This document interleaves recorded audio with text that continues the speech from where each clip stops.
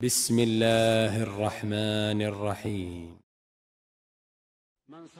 Кимде-ким Рамазан айында ыйман жана үмүт менен орозо кармаса, Аллах Таала анын өткөн күнөөлөрүн кечирет.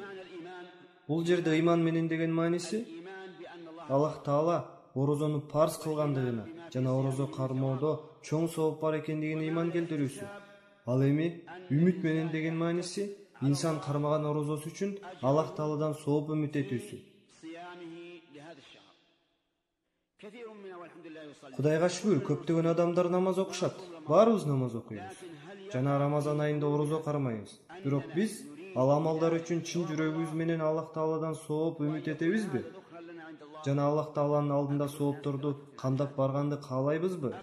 Көптөгөн адамдар буга кайдыгер карашат. Алардын оюна орозонун сообу бар экени да келбейт. Алар парз амалды гана аткарып коюуну каалашат. Айтайын дегеним, ар бир пенде кармаган орозосу сооп экендигин билиши өтө маанилүү.